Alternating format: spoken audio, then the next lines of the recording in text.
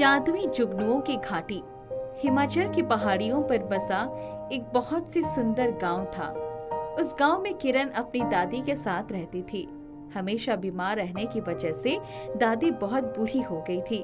गरीबी की वजह से इलाज भी नहीं हो पाता था। किरण को घर का सारा काम अकेले ही करना पड़ता था।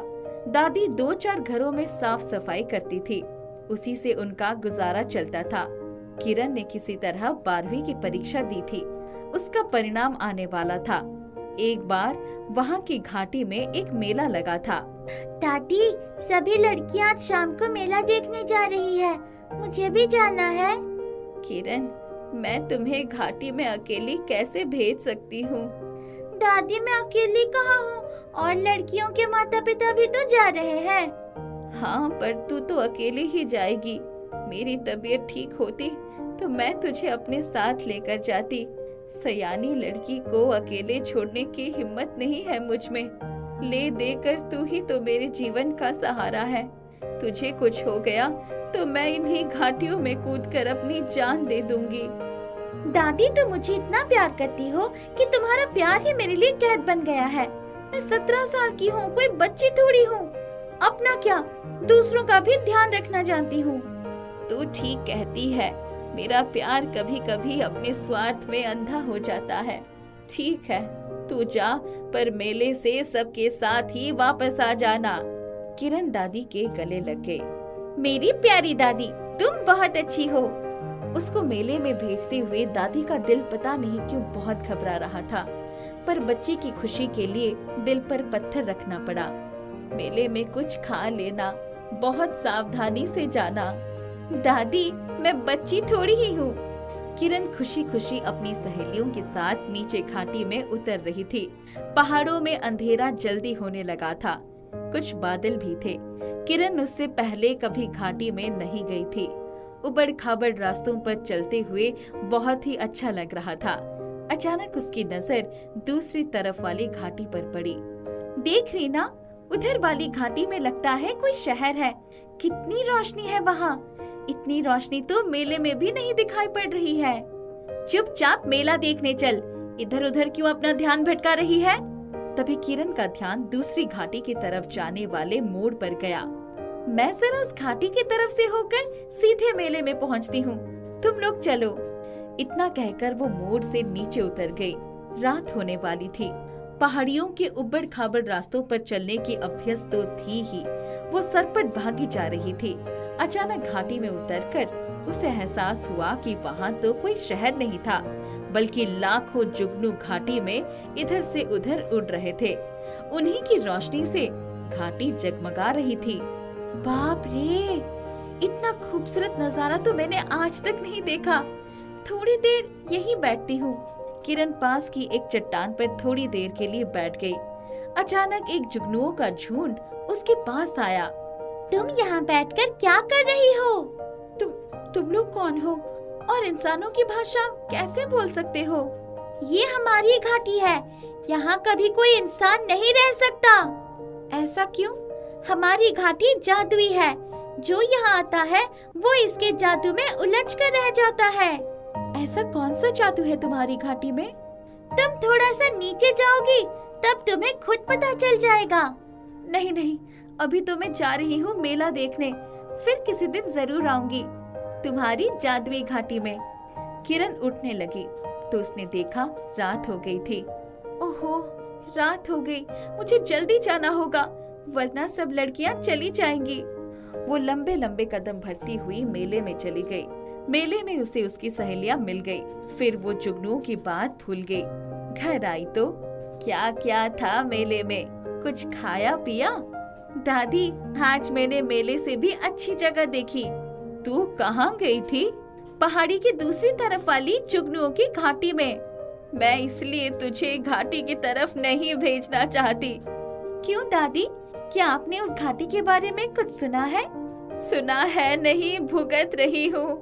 तेरे माता पिता ने भी मनमानी की थी। गांव वालों ने कितना मना किया था कि उस घाटी में मत जाओ, पर वो जवान थे, कुछ नया करना चाहते थे, नहीं मानते थे। एक बार गए तो वापस नहीं आए। दादी, मैं नीचे तक नहीं गई थी। उसने जुगनुओं के बोलने की बात दादी से छुपा लिया। अगर तुझे कुछ हो गया तो मैं मर जाऊंगी। अच्छा है तेरे हाथ पीले कर दूं और तू ये जगह हमेशा के लिए छोड़ दे। दादी, आपने मुझे पहले क्यों नहीं बताया? मैं कभी उधर नहीं जाती। क्या बताती? एक बार एक साधु आए जिन्होंने मेरे बेटे की आव भगत से खुश होकर उसे 2 डिब्बे दिए। जो भी घाटी में जाकर घाटी के कुछ जुगनुओं को इन डब्बे में बंद कर लेगा, उसका पूरी जादुई घाटी पर अधिकार हो जाएगा। हमारे बेटे बहू रात के समय ही वो डिब्बा लेकर कब घाटी में चले गए, मुझे पता ही नहीं चला। उनमें से एक डिब्बा अभी तक रखा हुआ है। दादी, कौन सा डिब्बा? मुझे भी दिखाओ। रसोई में ऊपर ही रखा है, परंतु तू उस डिब्बे को हाथ भी नहीं लगाएगी, समझ गई? दादी, मैं तो ऐसे ही पूछ रही थी। रात में दादी के सोने के बाद किरण ने रसोई में ऊपर रखे डिब्बे को उतार लिया। देखा तो उसके भीतर जाल बने हुए थे। इसके बाद दरवाजा खोलकर घाटी की तरफ चल पड़ी। अंधेरे में उसे डर भी बहुत लग रहा था, परंतु उस पल तो उसके सिर पर अपने माता पिता के अधूरे काम को पूरा करने की जिद सवार हो गई थी। मैं घाटी के उसी पत्थर पर बैठकर ही तो कितने जुगनुओं को इस डिब्बे में बंद कर सकती हूँ। मुझे बिल्कुल नीचे जाने की जरूरत ही क्या है? वो बड़ी सावधानी से अंधेरे में रास्ता टटोलते हुए उसी चट्टान पर जाकर बैठ गई। तभी उसने देखा कि जुगनुओं का जगमगाता दल उसके पास आ गया। अरे वाह, तुम आ गई। मैंने तुमसे कहा था ना, मैं फिर आऊंगी, तो मैं आ गई। किरण ने डिब्बे का ढक्कन खोल दिया और जुगनुओं से बातें करने लगी। तभी उसके डिब्बे में लड़ते भिड़ते बहुत से जुगनू गिर पड़े और उनके शरीर पर शहद चिपक गया। उसने डिब्बे में देखा तो हजारों जगमगाते जुगनू फड़फड़ा रहे थे। उसने डिब्बा बंद कर दिया। अचानक पूरी घाटी जगमगा उठी और उसके सामने चमकती सीढ़ियां दिखाई पड़ने लगी। किरण ने डिब्बा मजबूती से पकड़ लिया और ऊपर की तरफ आने के लिए मुड़ गई। तभी घाटी से एक आवाज आई। इस जादुई घाटी में तुम्हारा स्वागत है, नीचे आ जाओ। अब से इस जादुई घाटी पर तुम्हारा राज है। तुम जिसको चाहो उसको कैद करो और जिसको चाहो उसे आजाद कर दो। क्यों? मैं ही क्यों? आज तक मैं इन जुगनुओं की कैद में थी। तुमने उनको अपने डिब्बे में बंद करके इस घाटी को शाप मुक्त कर दिया है। मैं बरसों से तड़प रही हूँ। ये घाटी बरसों से वीरान पड़ी है। न बच्चों की किलकारियां है, न बुजुर्गों की धौंस है, न शादी की शहनाई है, न दुल्हनों की रौनक है। ये जुगनू इतने शक्तिशाली कैसे हैं? एक जादूगरनी ने इस घाटी को शापित करके यहाँ जुगनुओं को रखवाली के लिए छोड़ दिया है। अब जुगनुओं का मुखिया तुम्हारे डिब्बे में फड़फड़ा रहा है। इस डिब्बे का क्या करूं? अभी इसे बंद रहने दो। तुम घाटी में आओ, वहाँ कैद लोगों को मुक्त करो। फिर एक यज्ञ करना होगा। उस हवन में इस डिब्बे को डालते ही ये इनकी पूरी प्रजाति भस्म हो जाएगी। किरण धीरे धीरे सीढ़ियाँ उतर गई। वहाँ बहुत सारे लोग कैद में थे। उसने सबकी लोहे की हथकड़ियाँ खोल दी। सभी लोग ऊपर आ गए। अब मैं जाकर दादी को बताऊंगी कि मैं जादुई घाटी की रानी हूँ। वो जब अपने घर आई तो, किरण तू कहाँ चली गई थी? मैं रात भर तेरी राह देख रही थी। ये देख, आज कितनी खुशी का दिन है। देख तो कौन आया है। अरे ये तो वही बहादुर लड़की है। क्या ये हमारी किरण है? माँ, बापू, अब से वो जादुई घाटी हमारी है। चलो नहा धोकर उस घाटी में चलेंगे और वहाँ एक यज्ञ करवाना है। पूरा गांव और आसपास के सभी लोग घाटी में पहुँच गए। यज्ञ हुआ। जुगनुओं से भरा डिब्बा हवन कुंड में डाल दिया गया। पूरी घाटी शाप से मुक्त हो गई। घाटी ने किरण को घाटी की रानी घोषित कर दिया। दादी, हम किसी एक घटना को अपने मन की फांस बना लेते हैं, जिसे आने वाली पीढ़ियों को देते जाते हैं। अगर मैंने आपकी उस डर को मानकर ये कदम ना उठाया होता, तो घाटी अभी भी जुगनुओं की कैद में रहती और मेरे माँ बाप मुझे कभी नहीं मिलते। हाँ बेटी, मैं गलत थी। अब तो तुम रानी हो, जो चाहो सजा दे सकती हो। दादी, मैं रानी तो आप महारानी हैं। सब खिलखिलाकर हंसने लगे। अब उनके जीवन में बहुत सारी खुशियां भर गई थी। चारों तरफ जादुई घाटी की रानी किरण की ही चर्चा थी।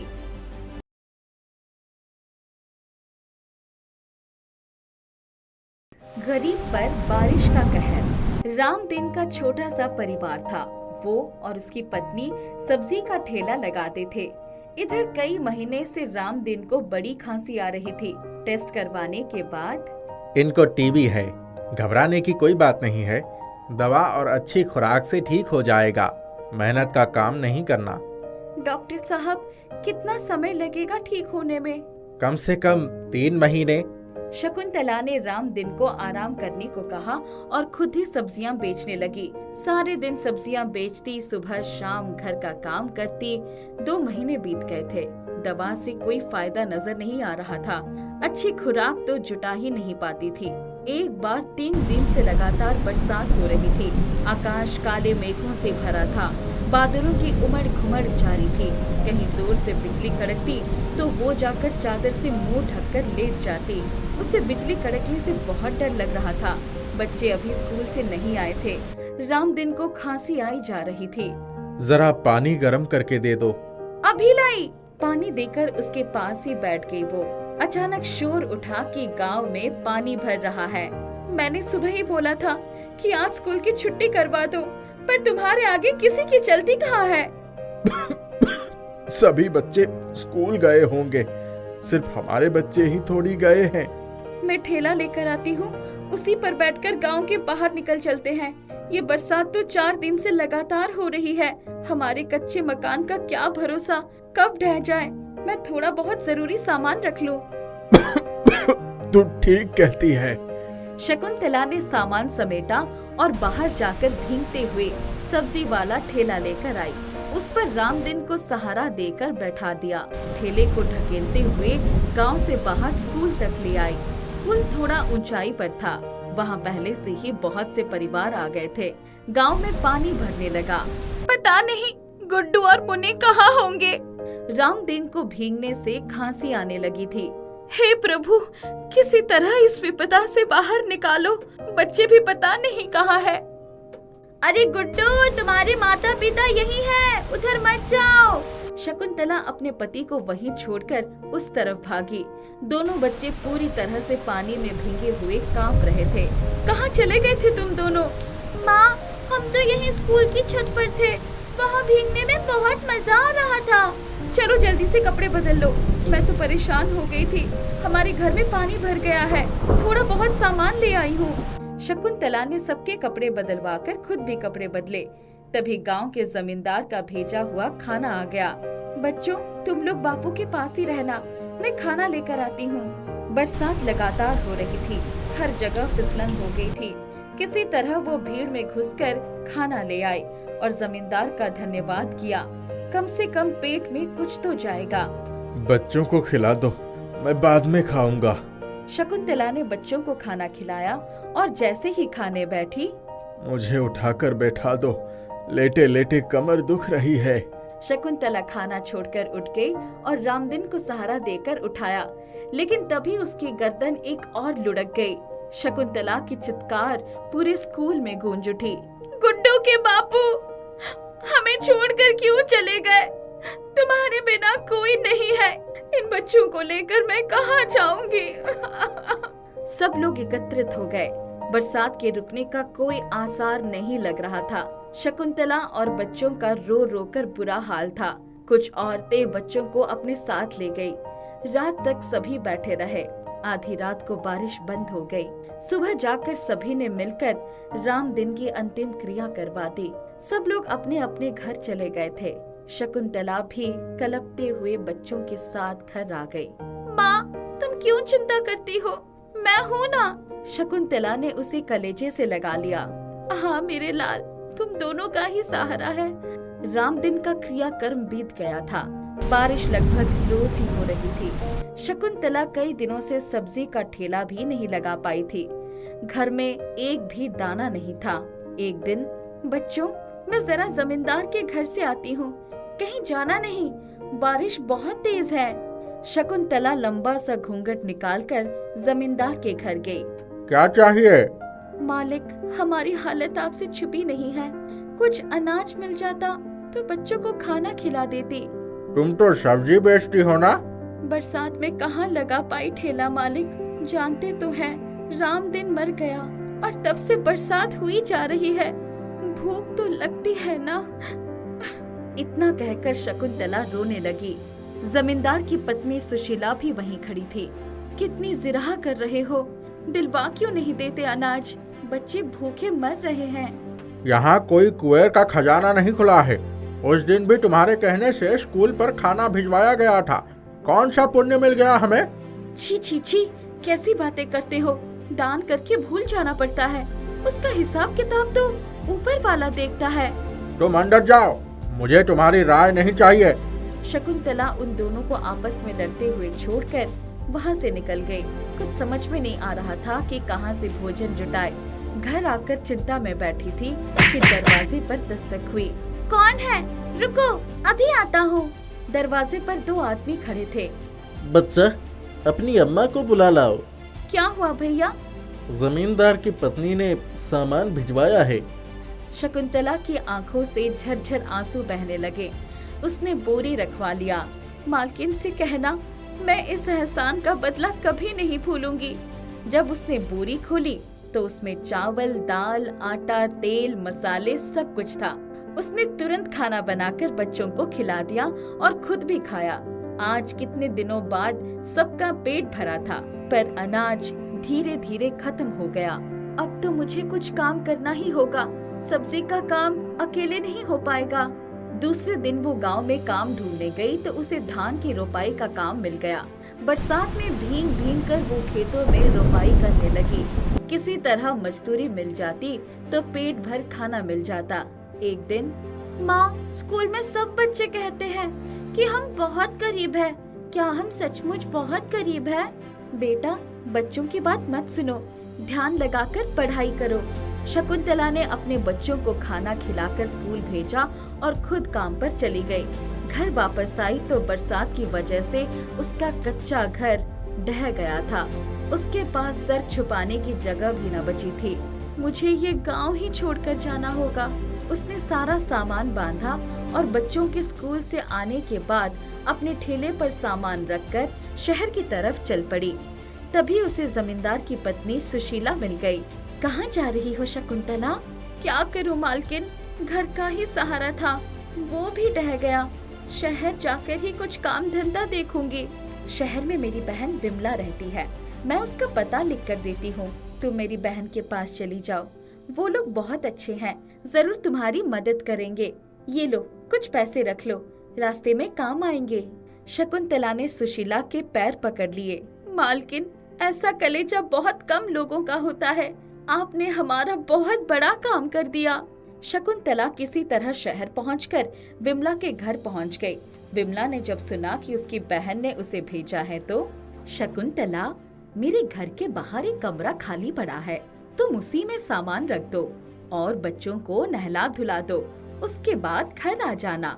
शकुंतला जब घर के अंदर गई तो इतनी बड़ी कोठी देखकर उसके आंखें फटी की फटी रह गई।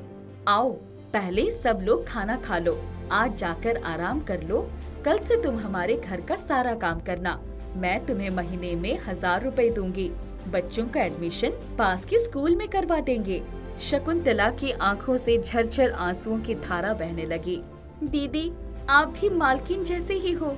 मैंने घर छोड़ते समय सोचा था कि ये बारिश का कहर हमारी जान ले लेगा, पर अब हमें आपका सहारा मिल गया। आप बहुत अच्छी हो। शकुंतला, मेहनती लोगों को हमेशा कोई ना कोई सहारा मिल ही जाता है। अब उनके सिर पर छत थी।